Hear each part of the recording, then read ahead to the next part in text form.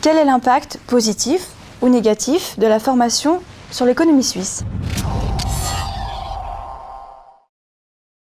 Aujourd'hui, nous allons traiter de la formation en Suisse dans le cadre de l'émission Itinéraire pour le succès. Avec nous, Michael Bouvard. Bonjour Manon. Bonjour. Michael Bouvard, vous êtes responsable de formation chez Excelsia. Tout à fait. Et ma première question portera sur les certifications et les formations. Donc on a constaté qu'il y avait pléthore de certifications et de formations.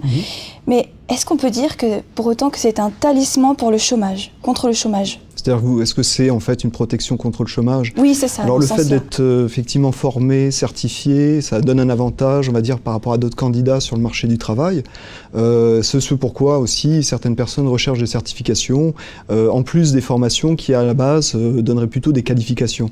Cela dit, ça règle pas le problème de fond du chômage, hein, bien sûr, mais ça permet aux candidats d'être mieux positionnés. Très bien.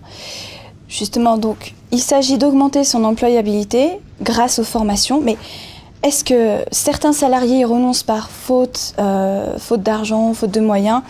Est-ce que le temp training pourrait apparaître comme étant une solution à tout cela ? Alors le temp training, c'est-à-dire vous pensez le fait d'être accompagné pour des formations et des validations de compétences ou des choses comme ça, hein ? Oui, voilà, je pense plutôt au fait que les employés aient droit à des fonds pour être formés. Oui. Et que cela soit délivré par l'entreprise elle-même, en fait. Oui, alors effectivement, la formation, ça présente un coût. Donc il est important d'accompagner les individus particuliers à pouvoir se former, notamment quand ils sont en phase de recherche d'emploi. C'est le bon moment, et je pense que les organismes d'État ont choisi de faire d'aller dans ce sens-là. Cela dit, en ce qui nous concerne, on fait essentiellement des formations B2B, donc avec des business to business, avec des compagnies. Donc avec ces sociétés-là, la problématique d'argent est la même aussi, c'est des restrictions budgétaires parfois.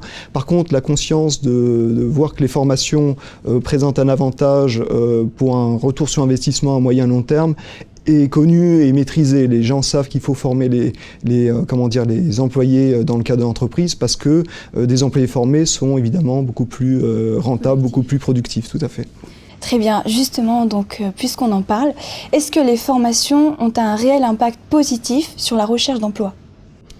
Alors, dans ce cadre-là, comme on disait tout à l'heure, le fait de faire des formations, c'est un aspect positif pour rechercher un emploi. Ça met surtout, je dirais, en confiance les personnes. Elles se sentent, on va dire, faisant autorité du fait d'être certifiées ou validant des acquis, effectivement, d'expérience par des validations ou étant finalement qualifiés par des formations, ça les met en confiance en elles et c'est aussi un des points clés. Aujourd'hui, les gens qui recherchent un emploi ont besoin d'avoir confiance en elles, le marché étant plutôt difficile en général, donc elles ont besoin d'avoir effectivement des formations. Donc ce que vous êtes en train de me dire, c'est que ce qui fait la différence, c'est plutôt la qualification. Dans ce cadre-là, justement, est-ce que vous ne pensez pas qu'il serait envisageable dans un futur proche que des structures telles que la vôtre mettent en place, je dirais, des cursus de formation diplômante au profit de ces travailleurs qualifiés pour les mettre en valeur davantage ? Alors c'est notre souhait aussi avec justement les assurances invalidité, les ORP. On essaie de mettre en place aussi, parmi toutes les formations qu'on donne, de l'assistance à intégration professionnelle par le biais de formations classiques, mais aussi de formations classiques, c'est-à-dire outils, bureautiques, mais également sur les aspects soft skills, c'est-à-dire la mise en confiance de ces personnes pour retrouver de l'emploi, l'accompagnement aussi de ces personnes pour se présenter comme un produit marketing, d'avoir une stratégie marketing sur le positionnement, et également on propose une formation notamment qui est la téléprospection commerciale, comment communiquer au téléphone pour contacter des entreprises, et des choses qui peuvent servir à la fois pour être formés, pour les gens pour être en confiance en elles, et également pour valider finalement des compétences sur les aspects commerciaux. C'est-à-dire qu'à travers ces formations, on peut déterminer que les gens ont une compétence, par exemple, dans les aspects commerciaux. Très bien. Justement, donc, à ce propos, est-ce que vous avez pu constater cet engouement pour la nouvelle forme d'apprentissage, le blended learning ? Mais surtout, est-ce que vous pouvez expliquer cet engouement pour cette nouvelle forme d'apprentissage ? Alors, j'avais déjà expliqué ce que c'est que le blended learning. Le blended learning, c'est quelque chose qui est hybride entre e-learning et les formations présentielles classiques. C'est-à-dire que le e-learning, les gens savent qu'on va dire être formé à travers un ordinateur, mais souvent seul. Le blended, ça va être intermédiaire. C'est-à-dire que ça va être un formateur qui va être présent dans la salle, qui va pouvoir accompagner sur les programme et accompagner les gens à être formés, à être guidés, puisque des fois ils ont des questions, ils ont envie de poser, et donc le formateur vient comme ça. Alors c'est effectivement quelque chose qui marche bien, parce que surtout par défaut, l'e-learning marche moins bien, surtout en Suisse pour des raisons culturelles, contrairement aux pays anglo-saxons où les gens ont l'habitude de cumuler des emplois, continuer à travailler après 6 heures. En Suisse, quand on a coupé avec le travail, on est dans le milieu familial, ce qui n'est pas un mal, au contraire, et du coup on n'a pas envie de se replonger dans du e-learning.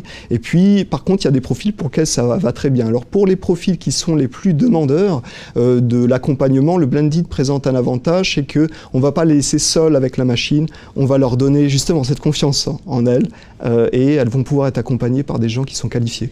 D'accord, très bien. Eh bien écoutez, merci beaucoup pour toutes ces réponses très pertinentes. Merci Manon. Cette interview touche à sa fin, mais nous vous retrouvons très bientôt pour une nouvelle émission Itinéraire pour le succès. Merci beaucoup d'être resté avec nous chez Educascopie TV. Au revoir et excellente journée.